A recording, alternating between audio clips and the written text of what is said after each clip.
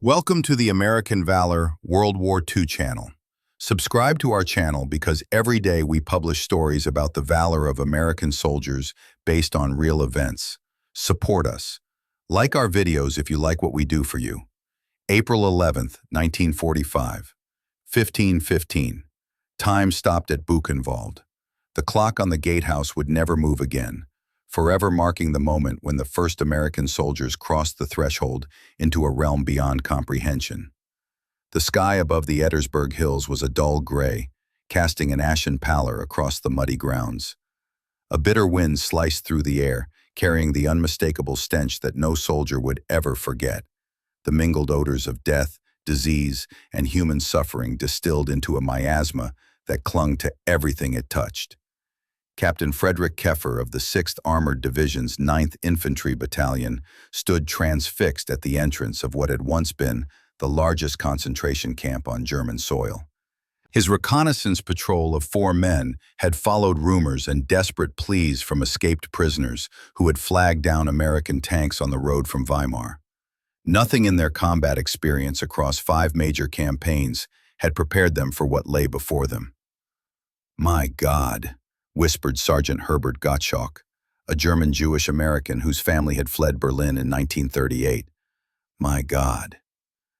Before them stood what remained of over 21,000 prisoners, skeletal figures in striped uniforms, hollow eyes sunken into skull-like faces, some too weak to stand, others rushing toward their liberators with what little strength remained in their emaciated bodies.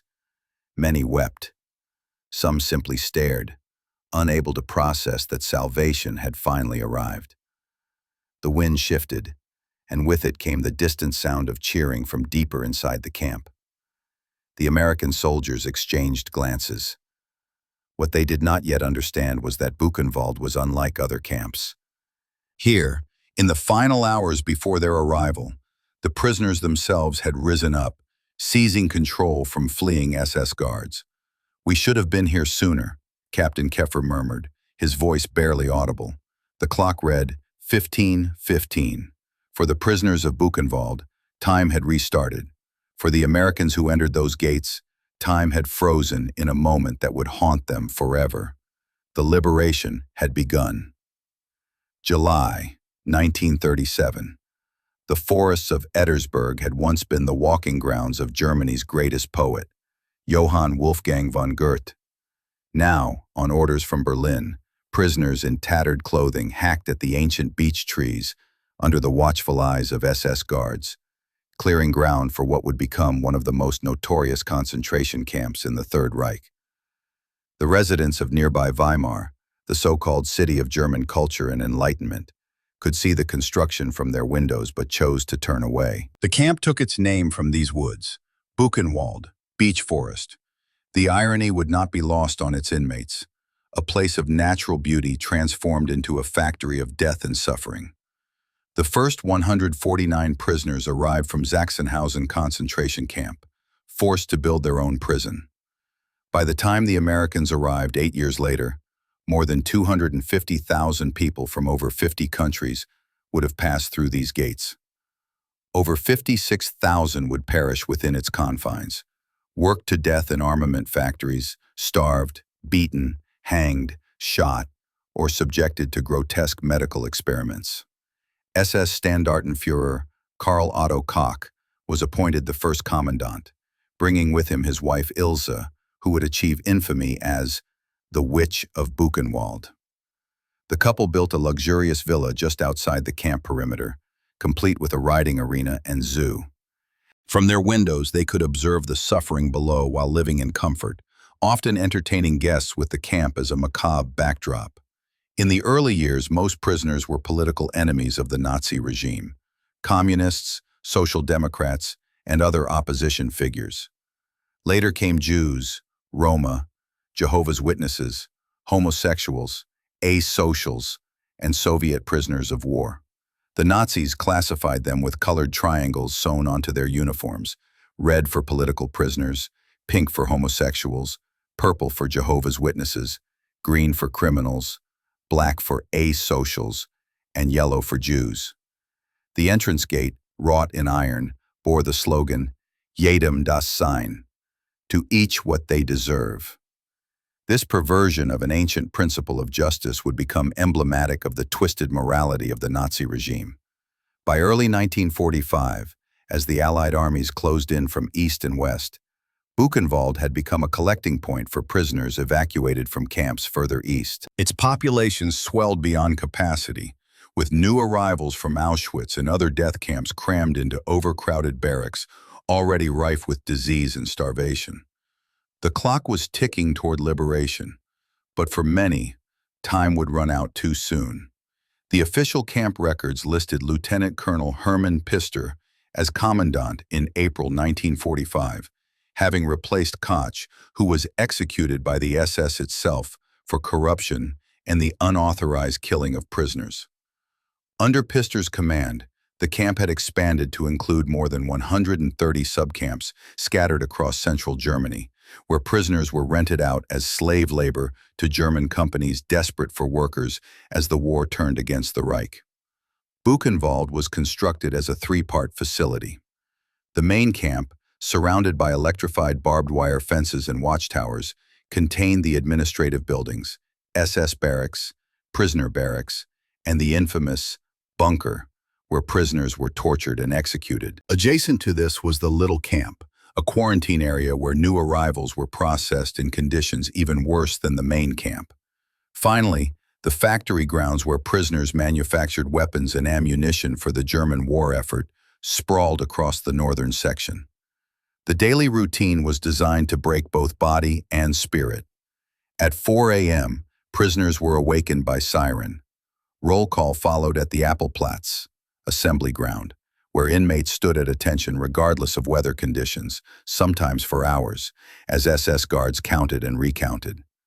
Those too ill to stand were often dragged outside, with many dying during these prolonged roll calls. After a meager breakfast of watery coffee and bread, prisoners marched to their work assignments, returning for a thin soup at midday and another roll call and soup in the evening. Beatings were routine.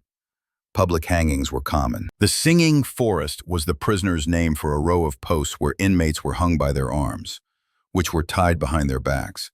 The position caused such excruciating pain that victims screamed in a chorus of agony. The sanitary conditions defied description. Barracks designed to hold 50 men were crammed with 400 or more. Disease ran rampant. Typhus, dysentery, tuberculosis, and pneumonia claimed countless lives. The infirmary, known as the Revier, was dreaded rather than sought. The sick were often subjected to medical experiments or simply killed with phenol injections to the heart. Food rations were calculated to slowly starve the inmates. A slice of bread, sometimes with a small amount of margarine or sausage, watery soup made from turnips or potato peels, and ersatz coffee comprised the daily intake. Approximately 700 to 800 calories for prisoners performing heavy labor that required at least 2,000. By 1944, deaths averaged 25 per day. By early 1945, as the camp population swelled with evacuees from the east, that number had multiplied several times over. Yet within this hell on earth, something remarkable had formed. An organized resistance movement, led primarily by German communists who had been among the first prisoners. They had managed to infiltrate key administrative positions within the camp, creating a prisoner self-government that worked secretly to improve conditions and, when possible, save lives. As the American forces approached in April 1945, this underground resistance would play a crucial role in the final days of Buchenwald. Among the most heartbreaking sights that would greet the American liberators on April 11 were the children of Buchenwald. Official records would show 904 children and youths alive at liberation, but this number belies the thousands more who had passed through the camp, only to perish or be sent on to other camps in death marches. In January 1945, as evacuations from Auschwitz and other eastern camps brought hundreds of Jewish children to Buchenwald, a remarkable act of courage unfolded. In the filthy confines of the Little Camp, the most squalid section where new arrivals were kept in quarantine, a Czech communist prisoner named Antonin Kalina established Block 66 as a special barracks for children. Kalina, working with his deputy Gustav Schiller, a Polish Jewish communist, gathered children from across the camp into this single block. Here, with the help of other political prisoners, they created a small island of relative protection. The location was strategic. At the farthest corner of the little camp, it was less frequently visited by SS officers who avoided the disease-ridden quarantine area. To protect the Jewish children from selections for death transports, Kalina and his collaborators took the extraordinary risk of altering camp records, changing the children's religious designations from Jewish to Christian and listing them as not available for transport. They hung a sign on the door warning of typhus infection, knowing the SS guards would avoid entering. Inside Block 66, the children slept, packed together on triple-tiered wooden bunks, sometimes 6 or more to a narrow shelf designed for 2. Despite these conditions, the block elders managed to procure extra food rations, occasionally smuggling in potatoes or bread from the kitchens where some resistance members worked. Among these children was a 16-year-old Polish Jew named Salek Orenstein, who later recalled his first sight of Block 66. So that is what my new home looked like. The barracks was unheated, with gaps in the walls through which the winter wind howled, but compared to the alternatives, it offered a chance at survival. Another youth, Elie Wiesel, who would later become a Nobel Peace Prize laureate, arrived at Buchenwald in January 1945 after a horrific journey from Auschwitz.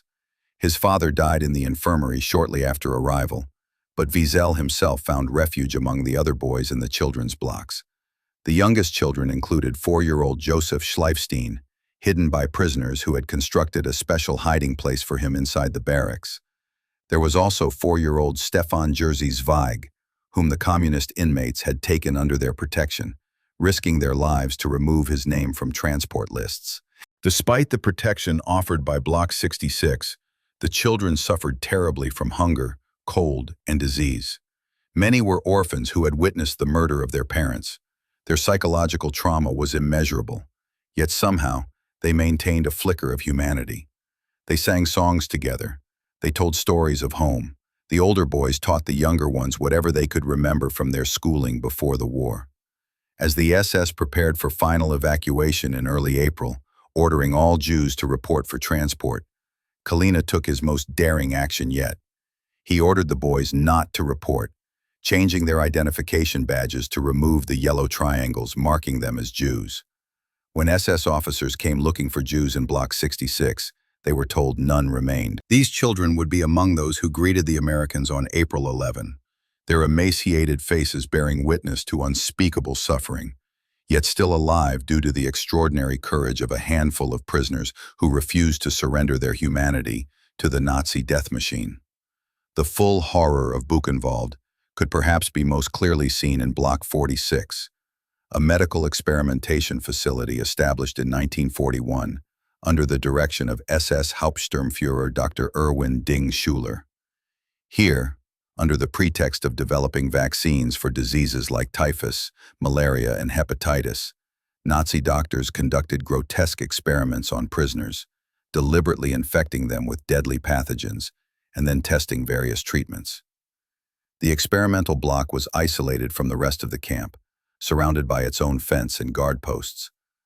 Prisoners assigned there rarely emerged alive. Those who survived the initial experiments were often killed by phenol injections to the heart so they could be autopsied. Dr. Dingschuler's primary focus was typhus, a deadly disease spread by lice that was ravaging the German forces on the Eastern Front. In December 1941, under orders from Berlin, he established the Department for Typhus and Virus Research at Buchenwald and began a horrific series of human experiments that would continue until March 1945. The methodology was brutally simple. Healthy prisoners would be deliberately infected with typhus-infected blood or by being exposed to infected lice. As the disease took hold, bringing with it high fevers, excruciating headaches, and a characteristic red rash, various experimental vaccines would be administered to test their efficacy. Control groups received no treatment at all, ensuring a high mortality rate that allowed the doctors to perform autopsies on the victims. In one particularly gruesome series of experiments in January 1942, 5 prisoners were injected with fresh blood from typhus patients. All 5 died. Later experiments involved hundreds more victims. What the SS doctors did not know was that another group of prisoner physicians, working alongside them as assistants, were engaged in a dangerous form of sabotage. Led by Dr. Marian Sypialowski, a Polish physician imprisoned since 1941, these prisoner doctors would secretly dilute vaccines being tested on inmates, replace deadly pathogens with more benign strains, and falsify data in research reports to convince the SS that their experiments were yielding useful results. One of these prisoner doctors, Dr. Ludwig Fleck, a renowned Jewish microbiologist from Poland, realized upon his arrival in 1943 that the typhus vaccines being produced at Buchenwald were largely ineffective. Rather than revealing this fact, which would have led to more aggressive experiments and deaths, Fleck and his fellow prisoner scientists engaged in a remarkable act of resistance. They continued to produce large quantities of useless vaccine, which the SS sent to German troops on the Eastern Front, while falsifying test results to indicate the vaccine was working. By early 1945, as American forces approached, the SS doctors became increasingly desperate to destroy evidence of their crimes. Records were burned, equipment dismantled, and preparations made to eliminate witnesses. Dr. Dingschuler, sensing the imminent collapse of the Reich, attempted to ingratiate himself with the prisoner physicians, asking them to testify after the war that he had treated them humanely. He even began using a different name, Schuler, dropping Ding in hopes of avoiding identification. On April 10, the day before liberation, the SS ordered all remaining experimental subjects in Block 46 to report for transport. The true purpose was clear. These prisoners knew too much and could not be allowed to testify to Allied investigators. In a final act of resistance, several prisoner doctors hid key witnesses in the camp hospital, disguising them as typhus patients to prevent their evacuation and certain death. When American medical officers entered Block 46 on April 12, they discovered a house of horrors. Medical records salvaged by prisoner physicians documented the deaths of hundreds of victims. The testimony of survivors and the physical evidence of the facilities painted a clear picture of the systematic medical atrocities committed there in the name of science. The experiments at Buchenwald would later feature prominently in the doctor's trial at Nuremberg, establishing important ethical principles for medical research that continue to influence international medical ethics to this day. But for those who suffered and died in Block 46, justice would come too late. As the 3rd U.S. Army pushed eastward through central Germany in early April 1945, the underground resistance movement within Buchenwald accelerated its preparations for the final confrontation with the SS. Led primarily by German communist prisoners who had been interned since the 1930s, this clandestine organization had spent years building a network that extended into nearly every aspect of the camp's operations. Key to their success was the fact that the SS, chronically understaffed, had increasingly relied on prisoners to handle administrative functions within the camp. This allowed members of the resistance to infiltrate vital positions, working in the camp offices, maintaining records, organizing work details, and even serving as block elders with authority over barracks. By 1943, they had established an international camp committee representing prisoners from various countries, with German communist Ernst Thälmann as its symbolic leader. Thälmann, a prominent pre-war politician and Hitler's chief political rival in the early 1930s, had been held in solitary confinement since his arrest in 1933. He would not live to see liberation. On Hitler's direct orders, he was executed in August 1944. Despite this devastating loss, the resistance continued to grow. Among their most remarkable achievements was the construction of a secret radio receiver hidden in the camp cinema room.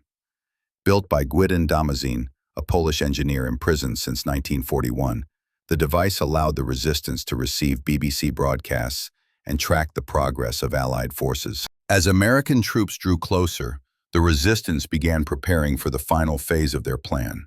Weapons had been carefully stockpiled, smuggled piece by piece from the armament factories where prisoners worked, or stolen from SS storerooms. These were hidden throughout the camp, buried under floorboards or concealed in walls, ready to be deployed when the moment came.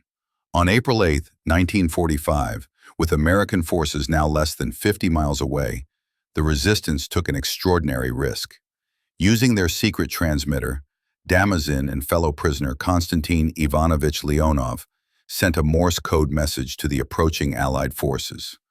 To the Allies, to the army of General Patton, this is the Buchenwald concentration camp.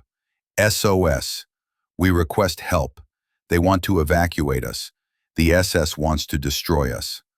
The response, if any, remains unknown, but the die was cast. The resistance had revealed itself to the Americans and committed irrevocably to action. On April 10, SS Obersturmbannführer Hermann Pister, the camp commandant, received orders from Berlin to evacuate all prisoners immediately. The intent was clear. Witnesses to Nazi atrocities could not be allowed to fall into Allied hands. Similar evacuations from other camps had become death marches, with thousands dying on the roads or being massacred in the woods when they could no longer walk. The resistance moved to sabotage the evacuation. Prisoner clerks in the camp offices deliberately created confusion in the transport lists. Others hid vulnerable prisoners, particularly children and the elderly, in the infirmary or in secret spaces constructed in the barracks. Block elders delayed roll calls and created administrative chaos to slow the process. Despite these efforts, between April 7th and April 10, approximately 28,000 prisoners were forcibly evacuated from Buchenwald in a series of horrific transports and marches. 1 in 3 would not survive these final days of Nazi cruelty, either dying from exhaustion, hunger, and disease, or being shot by SS guards when they could no longer keep up. But for the approximately 21,000 who remained in the camp, including nearly 1,000 children, the resistance was about to launch its most daring action yet, an armed insurrection against the SS as the American liberators approached. The morning of April 11 dawned with tension crackling through the camp. The remaining SS personnel, now significantly outnumbered by prisoners as many guards had already fled, were visibly nervous. At 10:30 a.m., the camp loudspeakers crackled to life with an announcement. All SS personnel were ordered to evacuate immediately. The moment the resistance had been waiting for had arrived. The morning of April 11, 1945, brought the distant rumble of artillery fire to Buchenwald. In the camp administration building, SS officers were hastily burning documents and preparing for evacuation. Commandant Pister had already packed his personal belongings into a staff car, ready to flee at a moment's notice. At 10:30 a.m., the order came through from SS headquarters in Weimar. All SS personnel were to withdraw from the camp immediately. The remaining prisoners were to be assembled and marched out, or, if that proved impossible, eliminated. Approximately 21,000 prisoners still remained in the camp, including the sick and infirm who had not been included in previous evacuation transports. As SS guards began to abandon their posts in the watchtowers, the International Camp Committee put their long-prepared plan into action. From hiding places throughout the camp, resistance members retrieved weapons that had been painstakingly collected and concealed over years: rifles, pistols, and even a few machine guns stolen piece by piece from the armament factories.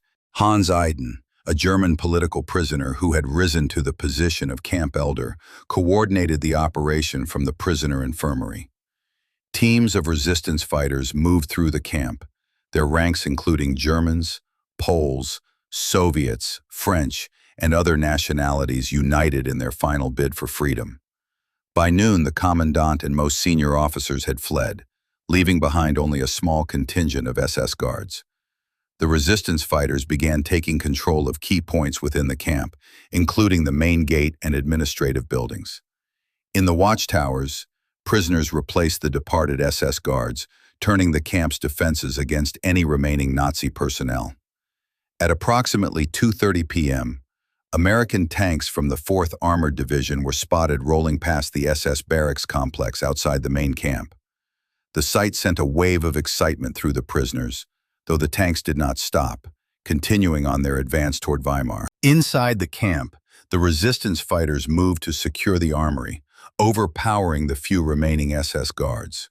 Weapons were distributed to trusted prisoners, and patrols began to hunt down any SS men still hiding within the camp perimeter. By 3:15 p.m., the prisoners had achieved effective control of Buchenwald. The gates were thrown open.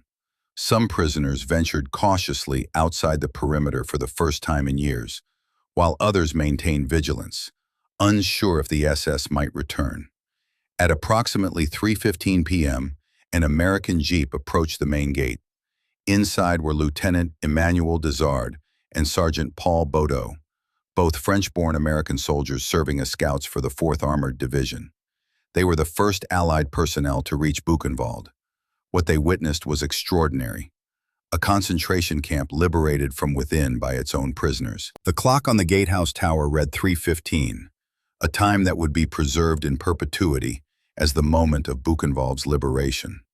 Desard and Baudot remained only briefly, reporting back to their unit about the situation. Around 4:30 p.m., a more substantial American presence arrived when Captain Frederic Keffer led a 4-man reconnaissance patrol from the 6th Armored Division's 9th Infantry Battalion into the camp. Accompanying Keffer were Sergeant Herbert Gottschalk, Sergeant Harry Ward, and Private James Hoyt. These American soldiers were greeted as liberators, with prisoners lifting them onto their shoulders and parading them through the camp. Many inmates wept openly. Others seemed in shock, unable to comprehend that their long nightmare had finally ended. Captain Keffer would later recall, "I saw in front of me what looked like a mob. As we got closer, we saw it was a mob, all right, but a mob of walking skeletons in striped clothing. For most prisoners, the Americans represented salvation, but for some, liberation came too late.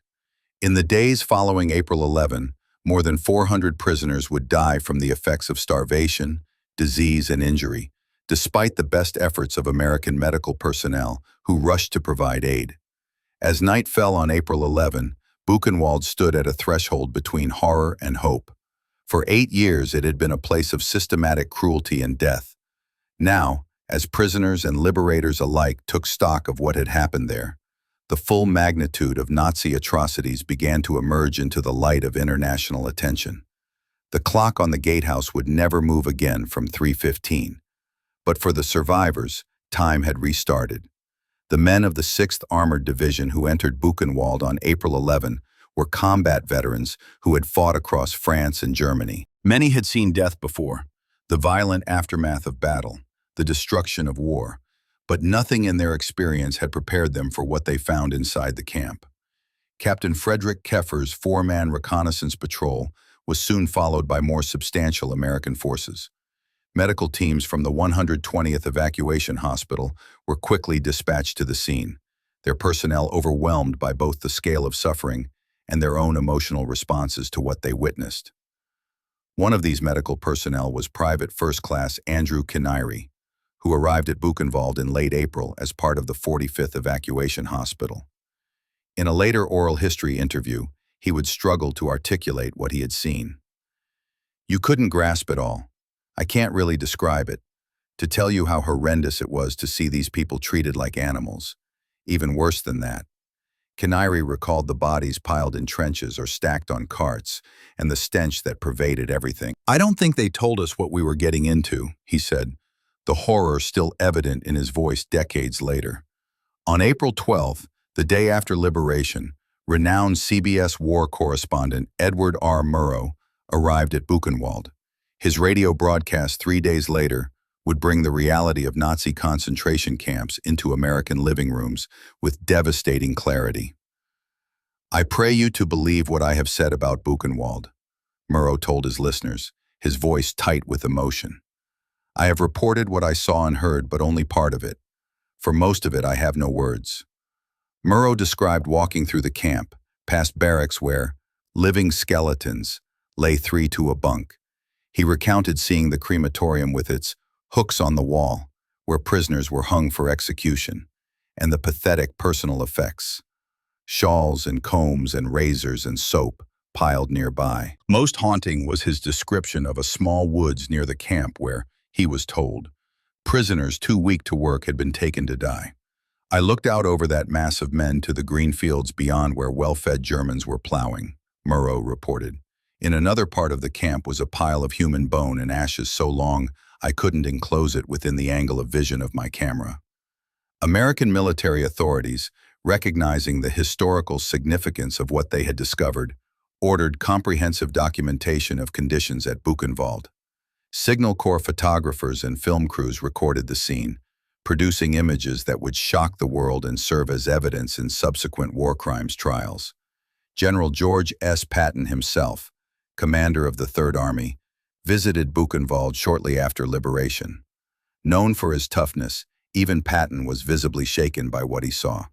At the nearby subcamp of Ohrdruf, which had been liberated on April 4th, Patton had become physically ill at the sight of piled corpses and emaciated survivors. Following these visits, General Dwight D. Eisenhower, Supreme Commander of the Allied forces in Europe, issued a critical order. As many American soldiers as possible were to be brought to witness the camps firsthand. "We are told that the American soldier does not know what he is fighting for," Eisenhower declared. "Now at least he will know what he is fighting against." In the days that followed, units of American soldiers were systematically rotated through Buchenwald to bear witness. Many later reported that these visits fundamentally changed their understanding of the war and why they were fighting.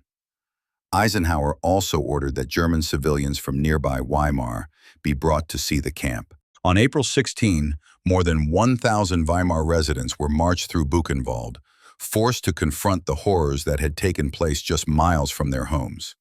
Many claimed they had known nothing of what happened there, despite the fact that the camp had existed since 1937 and thousands of prisoners had worked in factories throughout the region.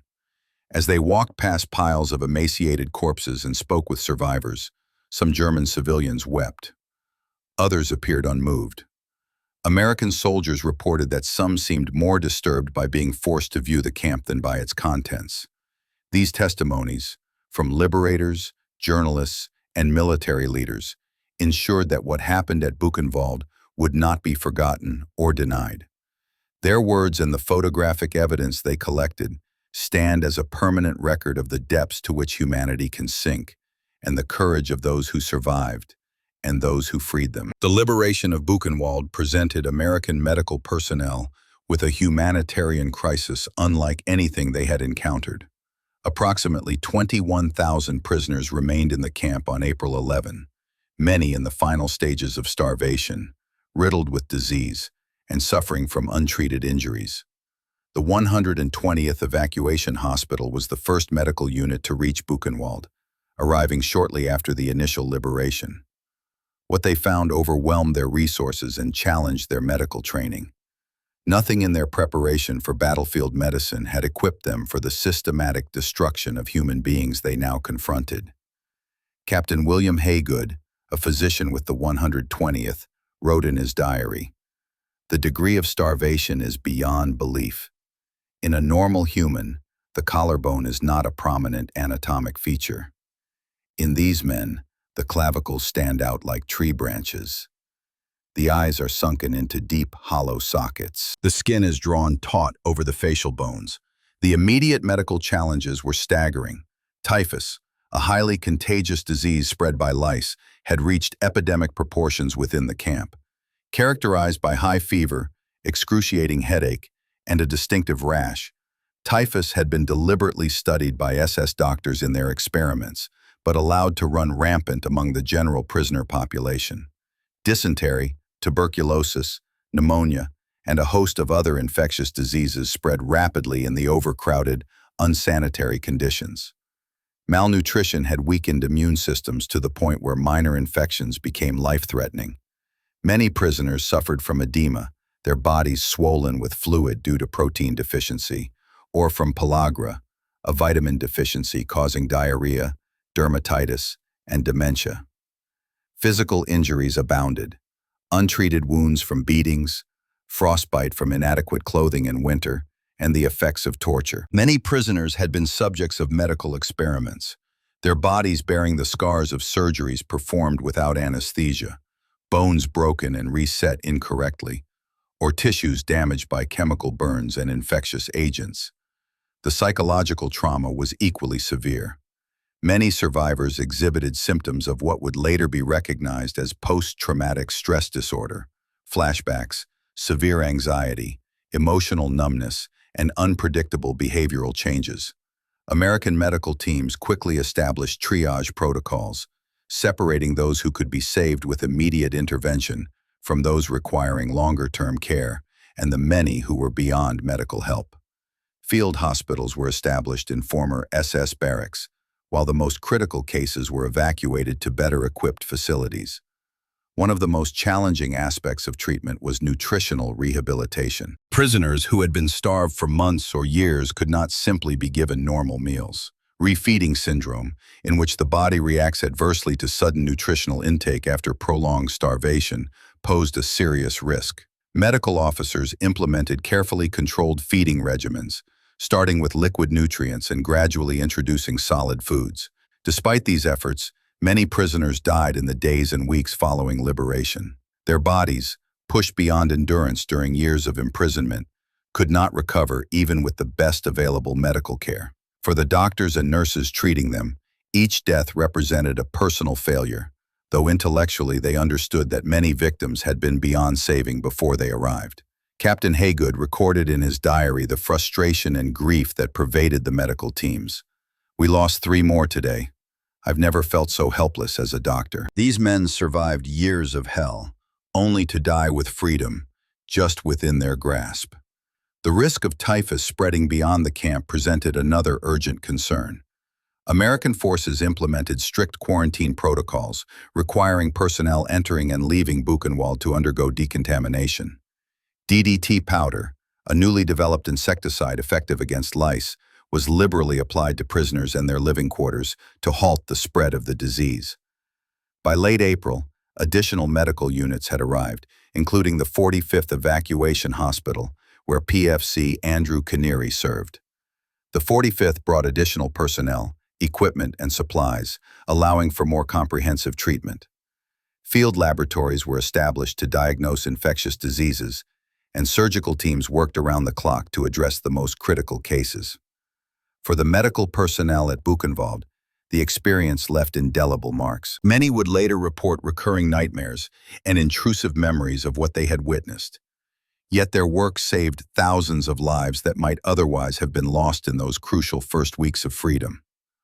The medical crisis at Buchenwald also yielded important lessons about treating victims of mass atrocity and starvation.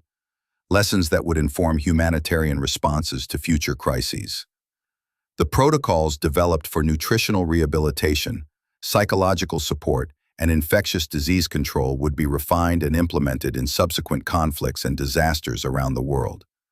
But for those who worked frantically to save lives in April 1945, there was little time for reflection.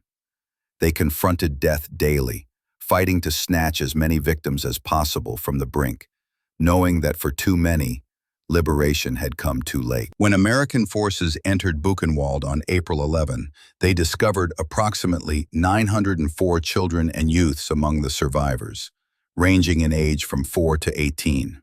These young survivors, predominantly Jewish boys from Poland and Hungary, presented a particularly poignant challenge for liberators and relief workers. Most were orphans whose parents had been murdered in death camps or ghettos. Many had witnessed unspeakable horrors, the killing of family members, mass executions, the slow death of fellow prisoners from starvation and disease. Their psychological trauma was profound, manifesting in various ways. Some were withdrawn and uncommunicative, others hypervigilant and easily startled. Many suffered from nightmares and flashbacks. The children from Block 66, protected by Antonin Kalina and his deputies during the final months before liberation, were in marginally better physical condition than many adult survivors, as the resistance had prioritized additional food rations for them when possible. Nevertheless, they suffered from severe malnutrition, various infectious diseases, and the physical effects of prolonged exposure to cold and unsanitary conditions. American soldiers were particularly affected by the sight of these child survivors. Many GIs, some barely out of their teens themselves, spontaneously shared their rations with the children, gave them small gifts, or simply sat with them, providing human contact and reassurance. In the days following liberation, the OSA, Œuvre de Secours aux Enfants, a Jewish children's aid society, began working with American military authorities to address the specific needs of child survivors. A special children's center was established in the former SS barracks, providing medical care, adequate nutrition, and the beginnings of psychological support. Rabbi Herschel Schachter, a chaplain with the Third Army who had arrived at Buchenwald shortly after liberation, took a particular interest in the children's welfare. On April 18th, he organized a religious service in the former camp cinema, where many children participated in their first open Jewish ceremony since their imprisonment. For some, it was the first time they had ever been able to practice their faith openly. The children's reactions to liberation varied widely.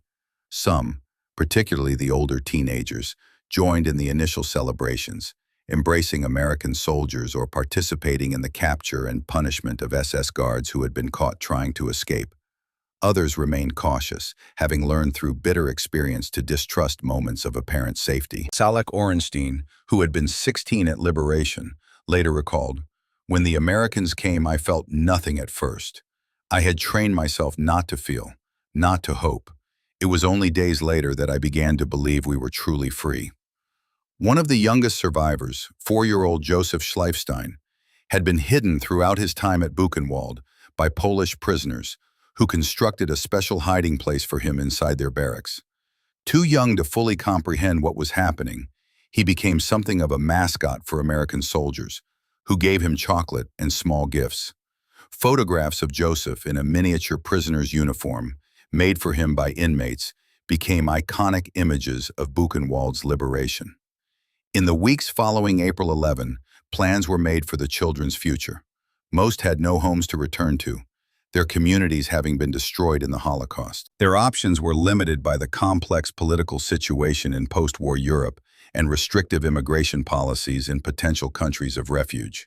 Rabbi Schachter, working with Jewish relief organizations, arranged for many of the children to be transported to France and Switzerland, where recovery homes had been established. Others would eventually make their way to Palestine, later Israel, the United States, Canada, Australia, and other countries willing to accept Holocaust survivors. One of the most remarkable aspects of these children's story was their resilience. Despite everything they had endured, many went on to build productive lives, establish families, and contribute significantly to their adopted communities. Elie Wiesel, perhaps the most famous of the child survivors of Buchenwald, would become a Nobel Peace Prize laureate, author, and human rights activist, dedicating his life to ensuring that the world would not forget what happened during the Holocaust. In 1983, and again in 1995 for the 50th anniversary of liberation, many of the boys of Buchenwald returned to the camp for reunions. Now middle-aged or elderly men with families of their own, they gathered to honor those who had helped them survive, particularly Antonin Kalina, who had returned to Czechoslovakia after the war and lived in relative obscurity until his death in 1990.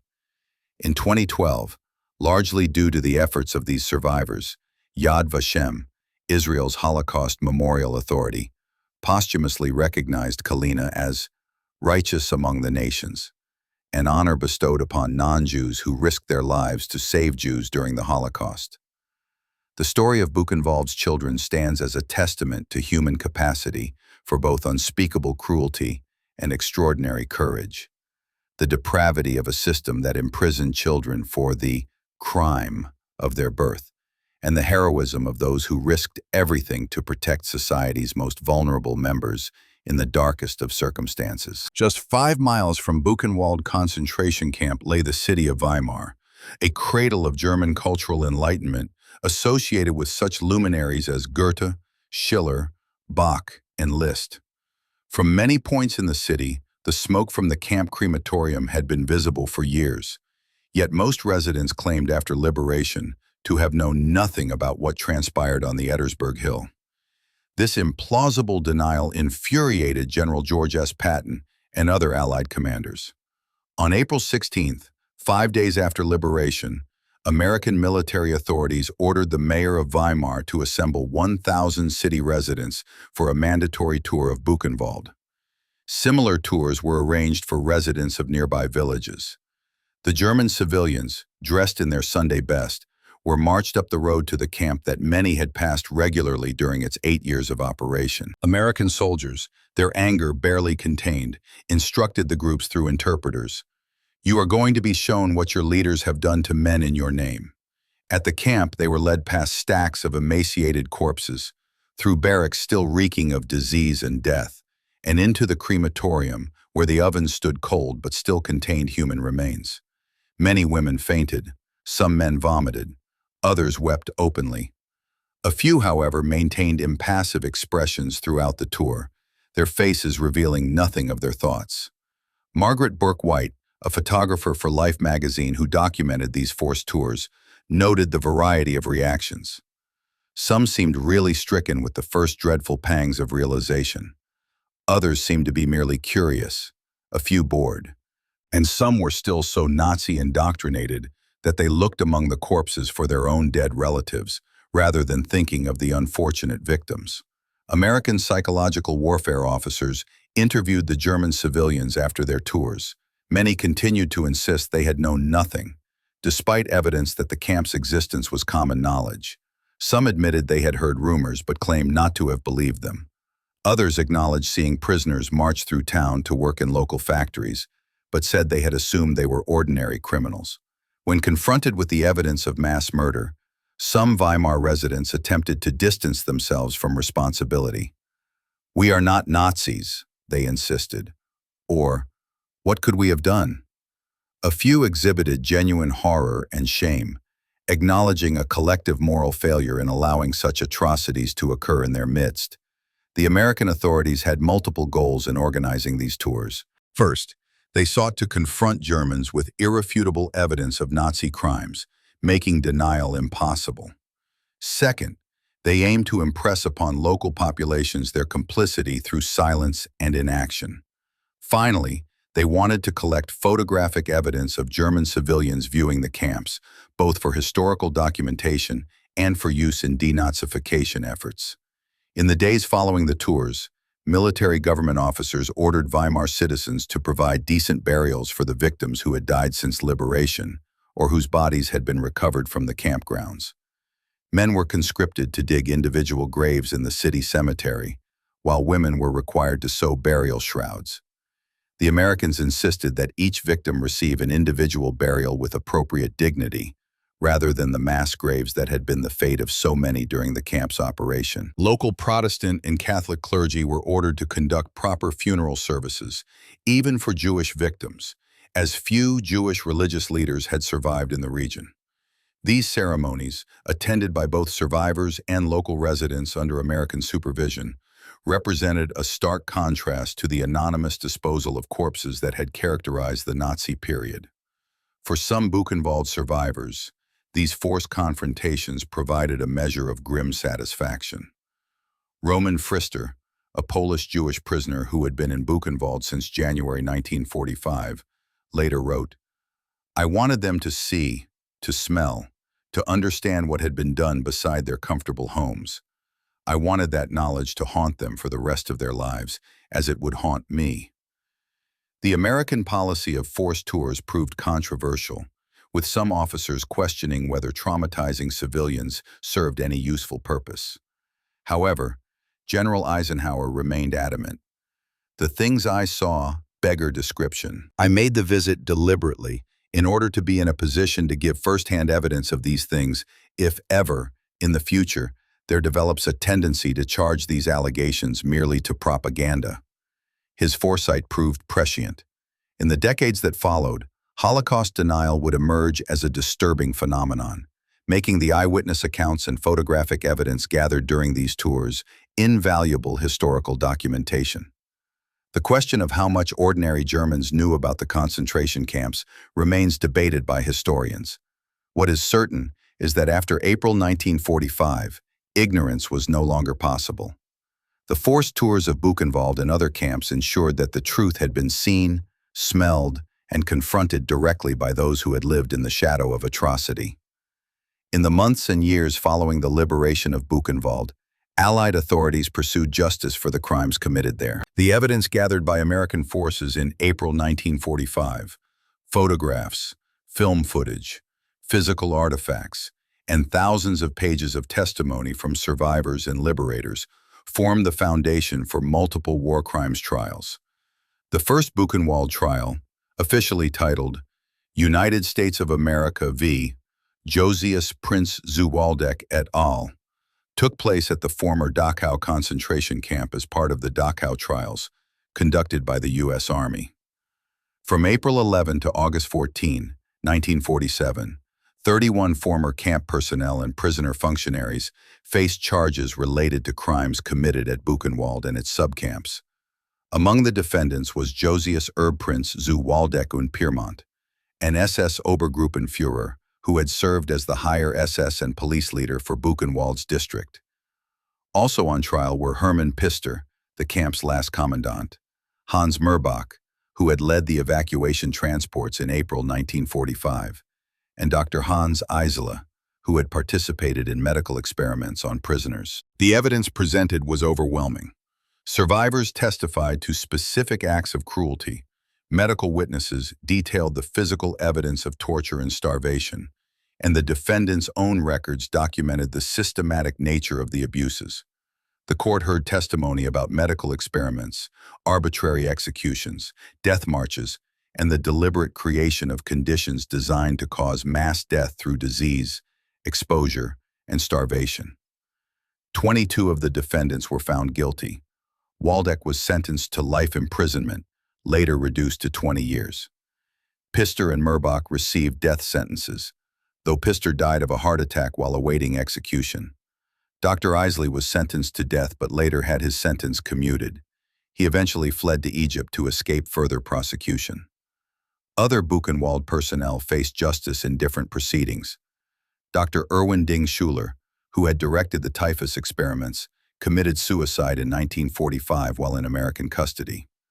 Dr. Waldemar Hoven, another camp physician involved in lethal injections and medical experiments, was tried in the doctor's trial at Nuremberg and executed in 1948. Ilse Koch, the notorious Witch of Buchenwald and wife of the camp's first commandant, became one of the most infamous defendants. Initially tried by the Americans in 1947, she was sentenced to life imprisonment for her role in selecting prisoners for death by identifying those with distinctive tattoos, which were allegedly preserved for her collection. After her sentence was reduced to 4 years, public outcry led German authorities to try her again in 1951. She was sentenced to life imprisonment and committed suicide in her cell in 1967. Not all perpetrators faced justice. Many lower-ranking SS guards and camp personnel escaped immediate capture or were released after brief internment. Some changed their identities and disappeared into post-war Germany, or fled to South America and other havens for Nazi fugitives. The vast bureaucratic apparatus that had supported the concentration camp system meant that many who had enabled its operation were never identified or prosecuted. For survivors, these trials represented only partial justice. No punishment could adequately address the magnitude of the crimes committed or restore what had been lost. Moreover, many felt that the focus on the most visible perpetrators obscured the broader societal complicity that had made the Holocaust possible. The evidence gathered at Buchenwald contributed significantly to the development of international humanitarian law. The Nuremberg Principles, formulated during the International Military Tribunal, established individual criminal responsibility for war crimes and crimes against humanity, rejecting the defense of following orders that many Buchenwald personnel attempted to employ. The medical evidence from Buchenwald played a crucial role in the formulation of the Nuremberg Code, the first international document to set ethical standards for human experimentation. Its first principle, that voluntary consent of human subjects is absolutely essential, directly addressed the forced medical experiments conducted at Buchenwald and other camps. In the decades following liberation, Buchenwald itself was transformed into a memorial site. Under East German administration from 1945 to 1990, the memorial emphasized the resistance of communist prisoners while downplaying the specific Jewish experience. After German reunification, the site was redesigned to provide a more comprehensive historical presentation, acknowledging all victim groups and the complex history of both the camp and its memorialization. Today, the Buchenwald Memorial receives thousands of visitors annually. The clock on the gatehouse remains frozen at 3:15, the moment of liberation on April 11, 1945. The memorial's mission statement commits to preserving the site as a place of mourning and remembrance for the victims of the Nazi dictatorship, as a place of learning from history, and as a challenge to actively confront racism, anti-Semitism, and the disregard of human dignity. For the dwindling number of survivors, no memorial or trial could fully address what they had experienced. Roman Pfister, reflecting decades after his liberation, wrote, "Justice is an abstract concept. What happened at Buchenwald was concrete. The smell, the hunger, the fear, the deaths. No court can ever balance that equation." Yet the pursuit of justice, however imperfect, represented an essential response to the systematic inhumanity of the Nazi concentration camp system. It established the principle that such crimes would not go unpunished and created a historical record that stands as a bulwark against denial and forgetting. For the approximately 21,000 prisoners liberated at Buchenwald on April 11, 1945, freedom brought both joy and profound challenges. Physical recovery was only the first hurdle. Rebuilding shattered lives in a post-war world that often preferred to forget what had happened would prove equally daunting. In the immediate aftermath of liberation, survivors faced practical problems. Most had no homes to return to, their communities having been destroyed during the Holocaust. Many had lost entire families and possessed no documentation, money, or possessions beyond the camp uniforms they wore. Their health had been severely compromised by years of starvation, disease, and abuse. American authorities established a displaced persons, DP, camp in the former SS barracks adjacent to Buchenwald, where many survivors remained during their initial recovery. By June 1945, most had been transferred to DP camps elsewhere in Germany, or to recovery facilities in Switzerland, Sweden, and France. The psychological impact of their experiences manifested in various ways. Many survivors described a period of emotional numbness immediately after liberation, a protective mechanism that had helped them survive the camp, but now delayed their ability to process what had happened. Others experienced intense nightmares, flashbacks, anxiety, depression, and what would later be recognized as post-traumatic stress disorder. For Jewish survivors, who constituted a minority of Buchenwald's population at liberation, but had faced the most systematic persecution under Nazi racial policies, the question of where to go proved especially complex. Many could not contemplate returning to their former homes in Eastern Europe, where anti-Semitism remained virulent and pogroms occurred even after the war. Palestine, under British mandate, maintained strict immigration quotas. The United States and other potential havens had restrictive immigration policies that made immediate resettlement difficult. Elie Wiesel, perhaps the most famous of Buchenwald's survivors, was among approximately 400 Jewish orphans transferred to France under the auspices of Jewish relief organizations. There, he reconnected with his older sisters who had survived Auschwitz, studied at the Sorbonne, and began his career as a journalist, before eventually moving to the United States.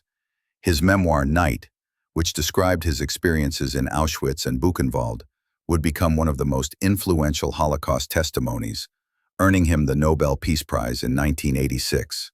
Jorge Semprún, a Spanish political prisoner who had been active in the French resistance before his capture, returned to France where he became a renowned novelist, screenwriter, and politician. His literary works, including The Long Voyage and Literature or Life, drew heavily on his Buchenwald experiences, exploring the challenge of bearing witness to atrocity through art. The many German political prisoners liberated at Buchenwald followed diverse paths shaped by the emerging Cold War. Some, particularly communists, went to the Soviet occupation zone, later East Germany, where they often assumed positions in the new government. Others, disillusioned by their experiences or opposed to Soviet-style communism, chose to remain in the Western zones. Ernst Busse, who had been a leader in the camp's underground resistance, became a senior official in East Germany's Ministry of the Interior. Walter Bartel, another resistance leader, was appointed the first director of the Buchenwald Memorial when it was established in 1958 and later became a professor at Humboldt University in East Berlin. For non-German survivors, returning home often meant confronting painful realities. Those from Eastern European countries found their homelands transformed by Soviet occupation. Jewish survivors frequently discovered that their property had been confiscated, their communities destroyed, and surviving neighbors sometimes hostile to their return. Many eventually emigrated to Israel after its establishment in 1948, or to North America, Australia, and other countries that gradually opened their doors to displaced persons. These journeys often involved years in temporary accommodations, multiple relocations, and the challenge of building new lives in unfamiliar cultures and languages. The establishment of survivor organizations began almost immediately after liberation. The Buchenwald Survivors Association, formed in the DP camp, later expanded into an international network with branches in multiple countries. These organizations served practical purposes, helping survivors locate relatives, secure compensation, and navigate immigration processes, while also preserving memory and advocating for historical accountability. In 1995, on the 50th anniversary of liberation, hundreds of survivors returned to Buchenwald for a commemoration ceremony. Now elderly, many accompanied by children and grandchildren born after the war, they walked the grounds where they had once been prisoners. For some, it was their first return since 1945. For others, it represented a continuing effort to bear witness. Among them were many of the boys of Buchenwald, the child survivors from Block 66, now in their 60s and 70s. They gathered at the site where Barrack 66 had stood to honor Antonin Kalina and others who had protected them. Though the physical structure had long since been demolished, its legacy lived on in the lives they had built and the families they had raised. Generations that would not have existed without the courage of those who had sheltered them in the camp's darkest days.